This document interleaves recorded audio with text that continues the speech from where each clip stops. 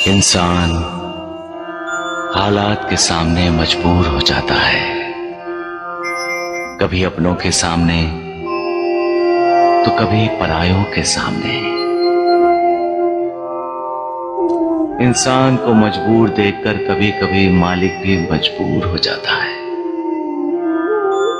क्योंकि जो कुछ भी होना है प्रारब्ध के अनुसार होना है, और मालिक की मजबूरी यह है कि वो प्रारब्ध में हस्तक्षेप नहीं कर सकता।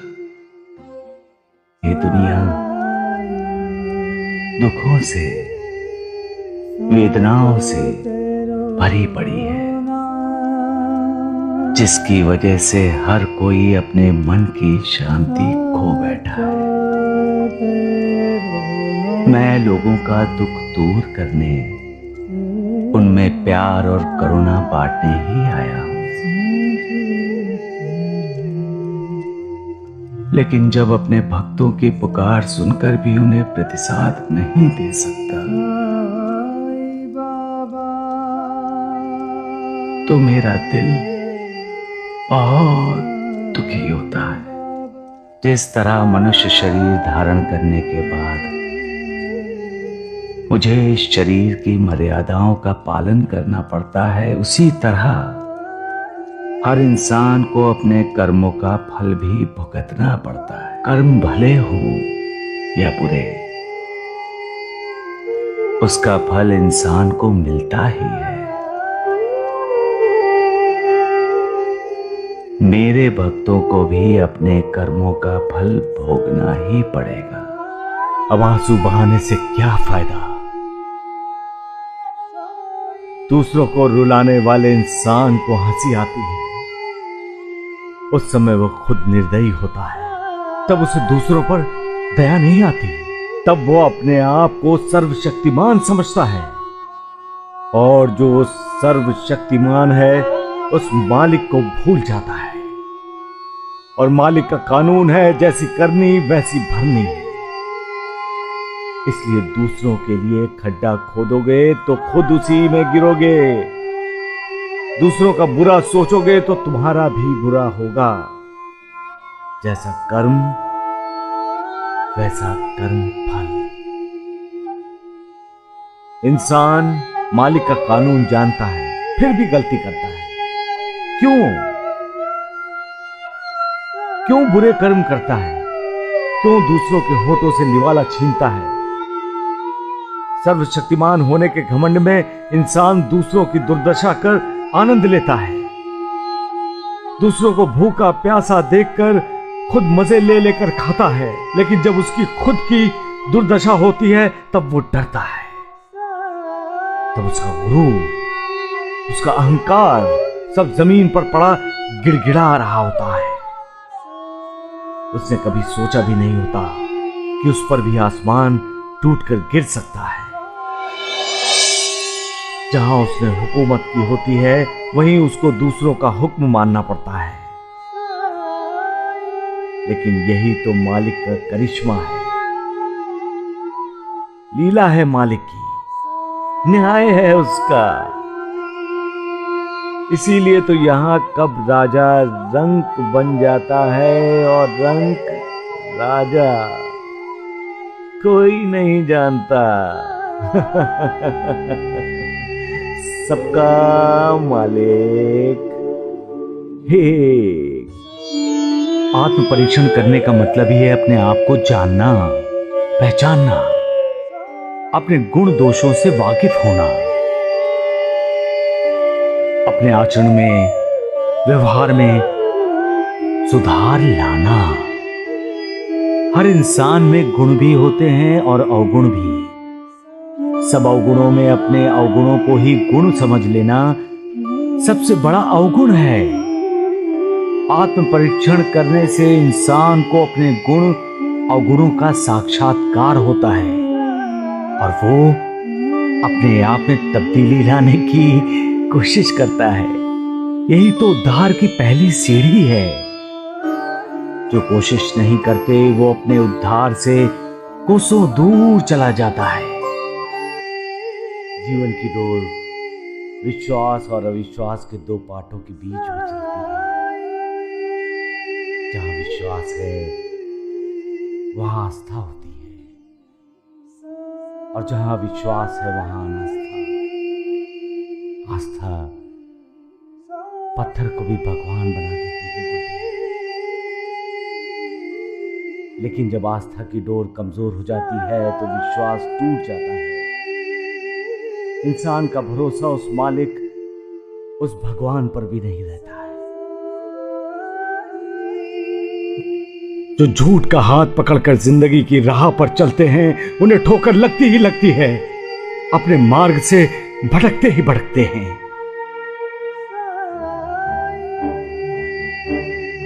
उन्नति की दिशा में जाना हो तो अधोपतन की दिशा में चल पड़ते हैं।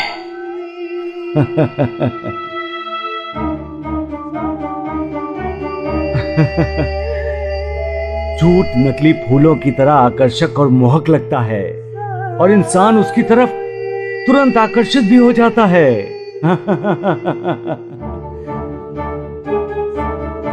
लेकिन जो ज्ञानी होते हैं वो सच का हाथ पकड़कर ही अपनी जिंदगी की राह पर चलते हैं, क्योंकि उस रास्ते पर सच की दिव्य सुगंध उसका साथ देती रहती है।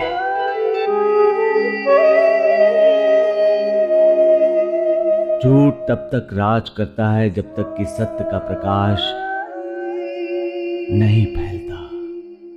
जैसे सूर्य के उदय होते ही दुनिया भर में छाया हुआ अंधेरा भाग जाता है, वैसे ही सत्य का उदय होते ही असत्य को, झूठ को भागना पड़ता है। झूठ अज्ञान का ही तो प्रतीक है, अंधेरा झूठ का ही तो प्रतिनिधि है, क्योंकि अंधेरे में हमें कुछ नजर नहीं आता। अंधेरा और अज्ञान झूठ नाम के रथ के दो पहिए हैं। इस रथ में जो सवार होता है वो ज्यादा दौड़ नहीं सकता। उसे शुरू शुरू में थोड़ी बहुत सफलता मिलती है, उससे उसे लगता है कि झूठ के सहारे वो दुनिया पर राज कर सकता है। लेकिन झूठ की बुनियाद पर खड़ी की गई इमारत पर जब सत्य का हथौड़ा पड़ता है तब वो इमारत मिट्टी हो जाती है। इसलिए कभी झूठ नहीं बोलना चाहिए, न ही झूठ का सहारा लेना चाहिए, क्योंकि एक न एक दिन झूठ का पर्दाफाश होता ही होता है। अज्ञानी इंसान जो कुछ भी सुनता है उसमें अपने मतलब का अर्थ ढूंढकर खुश होता है। वो जो भी कुछ देखता है उसी को सच मानता है, लेकिन वो सच नहीं होता। इंसान की गलत फहमी होती है, जिसका कारण है अज्ञान। किसी चीज का इंसान को जब पूर्ण ज्ञान होता है तब वो ना उसमें अपने मतलब का अर्थ ढूंढता है, ना ही उसे कोई गलत फहमी होती है, क्योंकि जो भी कुछ है वो ज्ञान के कारण उसे साफ दिखाई देता है। लेकिन जो अज्ञानी होते हैं वो अज्ञान के अंधेरे में भटकते हुए अज्ञान के अंधेरे को ज्ञान का उजाला मानते हैं, और उस अंधेरे में ही अपने आप को सुखी समझते हैं। ऐसे अज्ञानियों के सामने जब ज्ञान का प्रकाश फैलता है, मतलब जब सच सामने आता है, तब उनकी उम्मीद टूटती है और वो दुखी होते हैं। सबका मालिक एक। मैं शिरडी में होता हूं, लेकिन शिरडी के बाहर भी क्या हो रहा है मुझे सब ज्ञात होता है। तुम चाहे कहीं भी रहो, जो चाहे करो, परंतु हमेशा याद रखो कि तुम जो कुछ भी करते हो उसका ज्ञान मुझे होता है। तुम श्रद्धा पूर्वक मेरे सामने हाथ फैलाओगे तो मैं तुम्हें खाली हाथ नहीं भेजूंगा। तुम जब जहां मेरा स्मरण करोगे मुझे अपने साथ पाओगे, क्योंकि मैं सर्वव्यापी हूं, सारे चराचर में व्याप्त हूं। जो मुझ पर विश्वास रखकर सदा मेरा चिंतन करता है, उसके सारे कार्य मैं स्वयं करता हूं और अंत में उसे सद्गति प्रदान करता हूं।